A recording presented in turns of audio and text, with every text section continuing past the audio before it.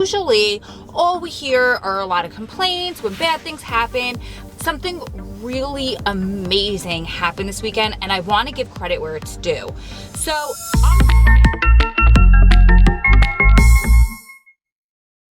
hi, my loves. I hope you could hear me over the car. I hope everything's okay. I'm actually on my way home from visit, and this is the very first time that I'm using my camera while I'm traveling. I was so excited to bring it with me. I packed up all of my camera equipment that I just dumped all over the car by accident. Whoops. That was fun. But I packed it all up because I was going to take some beautiful pictures, hoping to take some beautiful pictures and footage from the road. Unfortunately, it has done nothing but rain all weekend.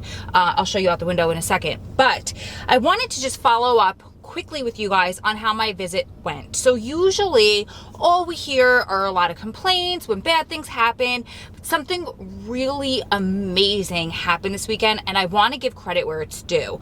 So on Friday night, if you guys were watching my live video about Mother's Day, or if you go back and watch it on the replay, you'll see at the end of that video, I was from my phone shooting live, and I go, oh my God, I have to go. That's Adam. And last time he called and I tried to answer it while I was filming a live video, it crashed my phone. When he called back, I couldn't press the number 5 because my phone was black and it wouldn't allow me to answer the call.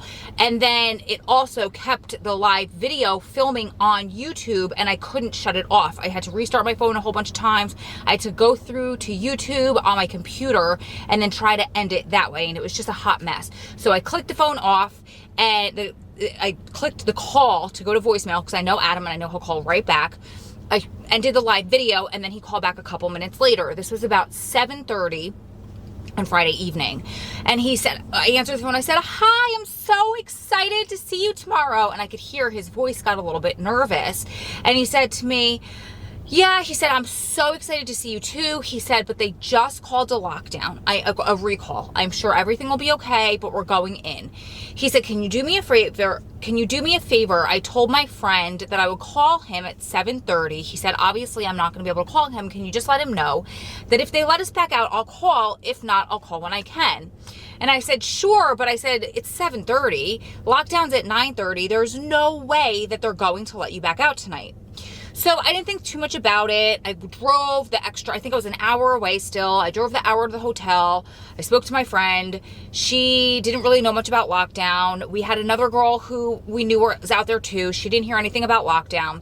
So we just drove the next morning. Actually, as I was getting off the phone with Adam that night, when he called to tell me that there was lockdown on Friday evening, I said to him, after we had said goodbye, I could hear that he was hanging up, and I said, wait, call me in the morning if you're out, so I know if I should get ready and come. But unfortunately, he didn't hear me. He was in the process of hanging up the phone when I said that, and I was like, well, oh well.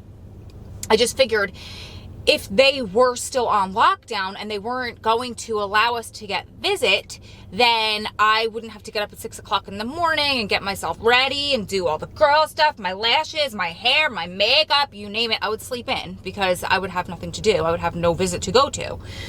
But he didn't hear me, and we didn't think twice of it. We got up, we got ready, we drove out to visit, and they let us in. Processing was just fine. They let a group of people up, and then I was in the second group of people to go up. And usually when you're in the second or third, or the groups after, the groups that go before you, their inmate will be out already with them. They'll have called them from the back. They'll change them out and come out every once in a while. Maybe they won't be able to find somebody. Maybe somebody will be out on the yard or at a meal, or the visitor showed up unexpected, so they can't find them. So that's a one-off, a very rare occasion, unless something's weird's going back on in the back with the computers or something like that. Side note, guys, I apologize. I'm way tongue-tied. It's just been a long weekend. I get overtired when I go to visit. I had a lot of coffee, not a lot of food, not a lot of nutrition, not a lot of water. So it's a little more difficult for me to formulate my thoughts and have them come out my mouth properly than usual. So bear with me. But anyway, this isn't going to be too long of a video because I have to hit the road again. I'm still about 2.5, 3 hours away from home. Anyway, so those visitors didn't have any of their guys up. And so that was kind of that's a little bit out of the ordinary. Not alarming, but this one girl who we were kind of friendly and talking on the way into visit, she's newer there, but she's been going for a little bit. she came up to me and she said, they're still on lockdown. She said, so the cop told us it's going to take a little while. So I thought maybe because she's newer, I thought maybe she was a little bit confused because there's no visit when they're on lockdown. So my thought was, oh, they're keeping them locked in until after morning count, which is at 9:30, and then they're going to open up the facility. They're going to let everybody off of lockdown, and they'll let the guys come out to visit. That was my thought, just in my experience and how long I've been doing this. So I went up to the vending machine to get some food and some drinks, and my girlfriend that I stay with was up there, and so I said, that other girl said that they're still on lockdown. She goes, me too. She goes, but I think probably what happened, they probably called count early, and they're just counting them, and then they'll let them out after count. And I was like, yeah, I think it's probably something more like that, because we've been coming here for 10 years. If they're on lockdown, there's no visit. Visits are terminated, they're canceled. So it took a little while, and even it was kind of on the quieter side. There weren't too many visitors there, but there were a decent amount. There was a bus, so that was about 20 people, and then like 4 or 5 stragglers. By stragglers, I just mean the rest of visitors that didn't come in on that shuttle bus. So it took about an hour and a half from that first group going in till the guys came out. For me, maybe it was about 20 minutes, not that big of a deal. And the cop even said before they came out, he said, I apologize that it's taking so long for them to come out, which is unheard of. So everybody was being really good that day. And so when they finally came out, I said to Adam, I go, yeah, that girl said you guys were still on lockdown. And he goes, we are. And I said, excuse me? He goes, I woke up this morning and I was livid that we were still on lockdown. This was an isolated incident. It was a little fight, but it was between a group of people that were the same race, and it was a group of people that were from the same area. So, you know, if it was different races, then they could be concerned about riots. If it was different areas of the country or different cities, they could kind of riot too, but this was really isolated. The guys that were involved were taken to the hole. There's no real necessity to lock down the whole facility after that, because there's no need for mass punishment. You don't have to keep everybody separated because it's an isolated incident. It's not going to escalate to anything else, but they just lock them down left and right. It's just the way that it goes. You know, they're in prison. That's cool. But he said, I was shocked. They came to my cell about 10 minutes ago and they said, Clausen, get ready. You have a visit. And he said he was shocked. You guys, no way, shape, or form, not only in the last 10 years that I've been going to McKean, but in the almost 20 years that Adam has been incarcerated, have they ever allowed him out for a visit or anybody out for a visit while there was a lockdown. Now, at other facilities, this happens. In state systems, it happens. They will keep visit running. They will lock down the facility, but then when a visitor comes, when visits come, they will take the guys out of the cell, bring them, allow them to have their visit, and then bring them back to lockdown.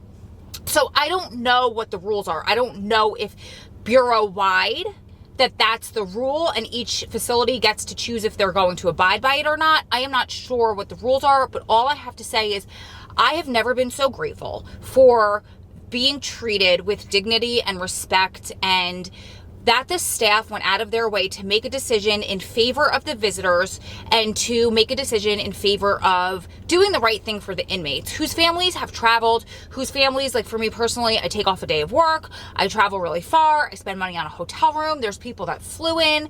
So I just want to give credit where it's due, because there's a lot of times that we come on here and we complain and we bitch and we vent about stuff that's it's rightful. There's stuff that happens that is cruel and it's unusual, like that feeling cute challenge that I'll post up there where guards did crap stuff. But also, I'm going to give credit where it's due, and I want to praise people when they do something right, and that is something that deserves credit. So, you know, that is a lesson that I want to pass along to you guys. My friend's husband, Adam, everybody was saying, I will go out of my way once they let us out of here, when they're walking us back to the cells, or when we get out of lockdown, when we could speak to staff and administration and profusely thank them for doing the right thing for our family members. Adam's like, I could deal with lockdown. I've been locked up for so long, I could do lockdown standing on my head. But the fact that you guys go through so much, I was more concerned about you, because I knew you would be upset. I knew you would be pissed. And I know how much you go through, not only you, but all the visitors go through to see us. It's not usually the most pleasant situation. We do it because it's pleasant for us to see them. We do it because of the end result, the return on our investment. but there's a lot of investment there. So that's my lesson to pass along to you guys, is that, you know, make noise and have your guy make noise when things noise needs to be made, when things are out of the ordinary. But it's okay to say thank you and give praise where that's due as well, because you catch flies with honey, right? And it's good to say thank you. It's good to say, I really appreciate the fact that you worked with us. It helps to break that us versus them, staff versus inmates. You guys are all animals. We're here to instill the law and be as hard as possible as we can on you guys. And yeah, that's going to continue to happen. Yes, it's part of it, but it helps to kind of break that down slightly when you give them credit for doing the right thing and for doing nice things. So that's it, you guys. I'm gonna go hit the road again. If you guys have any thoughts, comments, put them in the comments below. Also, don't forget to subscribe if you're new here. I share all kinds of fun stuff, and then some lives about my life as a prison wife. I help other prison wives get through their journey. I connect each other. I share stories. So make sure that you stick around, subscribe. And then also, if you like this video, make sure that you give it a thumbs up to show YouTube that they should promote my content, and so other people who are struggling the way that you did this when you were alone before you found me, or Strong Prison Wives and Families and other support communities, you know what it felt like. You know what it felt like to do this all by yourself, how lonely and excruciating it was. So just all you got to do, it's a free way, hit that thumbs up and let YouTube know to pass it along to those people so they don't feel alone anymore either. I love you guys. Stay strong, love strong. Keep supporting one another through this journey, because you're one day closer to it all being behind you. Lots of love from my heart to yours. I will see you beautiful ladies and gentlemen in the next one, but in the meantime, make sure that you just keep saying thank you and giving praise where it's due. I love you guys. Bye.